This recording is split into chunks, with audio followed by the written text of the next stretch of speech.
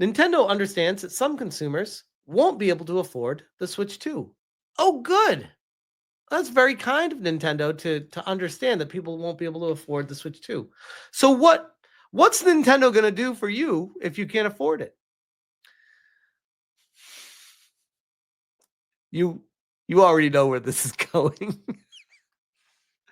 While discussion surrounding Switch 2's price continues, Nintendo of America President Doug Bowser understands that some consumers may not be able to afford the system. Now, before I even go further with this, I got to tell you guys straight up, um, I I I don't think Doug Bowser is cut out for this. I don't. I think this is like his big moment to shine right now. And he is continually, consistently falling flat on his face at every opportunity that people are giving for them to explain themselves. And I wonder how much longer he's going to be in the position that he's in. Because this is a category 5 catastrophic show of epic proportions. And Nintendo has no one to blame but themselves for it. They caused it themselves. The confusion is everywhere.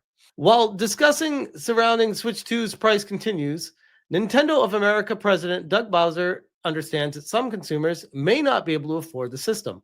Bowser was speaking about the cost in a recent interview. For those interested in Nintendo's overall ecosystem, Bowser highlighted that it will continue to have Switch 1 available. New games for that console will also continue to launch heading into 2026. What Solana Lynch says is basically the best way to cover it. Holy crap, the ads on the site are so obnoxiously intrusive. Like they keep popping up at the bottom, taking up half of the screen after you X them out. Bowser told CBC, as we look at Nintendo Switch 2, and you think about the feature sets that I talked about, ... We believe that the pricing is appropriate for the value of the machine and the gameplay experience overall. But yet now, instead of $60, it's $80. And yet they're saying it's appropriate for the value of the machine. Okay. So this Nintendo Switch 2 has got to be so balls to the wall, bananas, incredible, blow your mind every second that you hold it. Okay, maybe it is worth it. And maybe we all misunderstand what actually is being created here. But I think a lot of people are looking at it like, no, I feel like it's just going to be an upgrade to the Switch. And it doesn't deserve the $20 bump in price. This is like tenfold what it was. Modifier says $90 games. Well, technically $80 games plus tax. So yeah, in California, you round up, it's $90 out the door. $90 after tax in California. And it was misreported earlier. That's why the day it was happening, I was so confused. I was even like tweeting, I'm like, guys, it's $80. Everyone that's saying 90, no one can quote where they're getting that 90 from. Like, I'm going to Nintendo's own website and seeing 80. We recognize there are some people that may not be able to afford Switch 2's price point. That's why we wanted to make the other Switch platforms available, so people still have an opportunity to come into our gaming universe, be part of these characters in these worlds, and see value, if you will, in whatever rung of the platform they come in. What a slap in the face to anybody wanting to enter the Nintendo ecosystem. They're like, oh, okay, you don't want to pay the premium for the brand new console and the extra prices on the games that come with that console. And oh, by the way, those games, some of them don't even have a game on the cart. They're just a key that unlocks the game that you still have to download. And they're still going to be $80 for some of these games. And it's literally just a key. There's nothing on the cartridge. And when our online system goes down, that's going to be a worthless piece of plastic. Yeah. Pay us after tax $90 for those games. Sure. This is what a lot of people are referencing. And many of you probably saw this. This was floating around everywhere on the interwebs today. Don Matrick. So this guy, by the way, I did a little research on him before the stream. He went from the head of Xbox to Zynga to like this no-name investment firm. He's turned into a nobody. He fell so fast, it's not even funny after this move.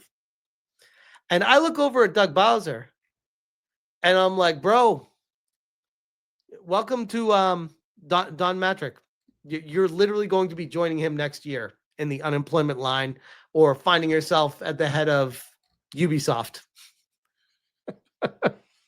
Tencent Soft. And then you're going to leave that and be at a no-name startup company. Because that's what happens. Doug Bowser, I'm calling it right now, guys. He is not the man for the job. Reggie was. Reggie was a legend. Like, Reggie would not be botching this bad. This is atrocious.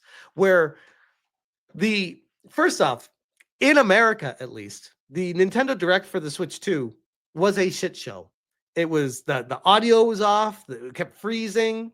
It was showing the wrong games and the wrong audio. It was freezing again. The voice syncing was 10 seconds off. It was freezing again. It was terrible. It was terrible. And then after that, there was no information during the Direct about the pricing structure or like what the games are going to cost or anything. And then it was a complete clusterfuck shit show trying to figure out where the information was. Misinformation was everywhere. Nintendo didn't issue a statement. They didn't say anything about it. Nintendo of America sat on their hands and was just like, yep, let the journalists take the heat for this. And you know me, I love to pile on the journalists whenever the opportunity is there, when they deserve it. This one's not on the journalists. This was legit Nintendo's fault. Like 100%, no ifs, ands, about it. Like it was Nintendo had the responsibility to inform people what's going on, what to expect, and they couldn't even do that. And then the fallout was a mess. And now we're dealing with that here. And that follows up to the audience and everyone else saying, oh, you know what? It's fine. $500 isn't that big of a deal. Yeah, this is fine. This is bad. This is crazy. It's not even remotely the same. Look at all the Nintendo fanboys in the crowd right now trying to defend this. Like, this is the Don Matrick 2.0. It is 100% that. Nintendo Switch 2 cost. Summer Fear could go higher. A few days ago, it was announced that pre-orders are being delayed in the US as Nintendo reevaluates the impact of tariffs, which, by the way, Nintendo just announced that they're delaying the Canadian pre-orders as well. And they also announced on Amazon that they are canceling any pre-orders from outside of Europe from the America, trying to pre-order it and have it shipped here. We also heard quite a bit from Nintendo about Switch 2's price yesterday. Bowser confirmed that previous tariffs were not factored in when deciding the $450, which, by the way, again, I go back to the pricing of the Switch 2 itself is on the high end, but okay. Like, I can deal with the $450. I can deal with the $500 bundle. Okay. My hill I'm going to die on is the game pricing. And the bullshit that Nintendo is trying to feed people of, oh, we need to justify the price of these games because, oh, so much more work went into them and they're so much bigger and vast. The games are just amazing, guys. They're just the biggest games ever, which I don't know if this is your first day on the planet, you might believe that, but anyone that's been gaming for more than a year would be like, yeah, we've heard that every single time a game company tries to make the sequel. Oh, the map is 5 times bigger. The world is infinitely larger. It's like, okay, great. Why is that our fault? Why are you pinning the blame on us and taking us out back and beating $20 more out of us? Like, what the hell? We live in an age right now where it has never been cheaper to manufacture a game. Digital downloads are available. Companies supplement the surplus income with digital downloads and make infinite money, hand over fist. Nintendo's stock is at a near all-time high right now. And we're supposed to believe, oh, wait, no, it's because it's just a bigger game. We need to be paying more for these cards. No, this is bullshit. I'm not buying it. I'm not buying it. And if you don't take a stand here, where do you? You know what I mean? Like, I've had this conversation before on my channel too. And I think it's a very interesting topic. And I always go back to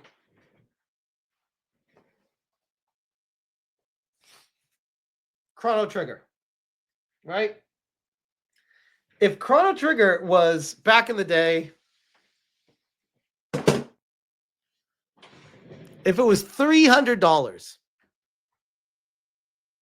and I knew how much fun I'd get out of it, and I knew it was going to be my favorite game of all time, and it was, I probably would have paid that $300. And I would have been perfectly fine with that. I would have had no complaints. I would have looked back and been like, man, that's the best $300 I ever spent in my life. But the problem is we've reached a time where games don't have that kind of longevity anymore. They don't.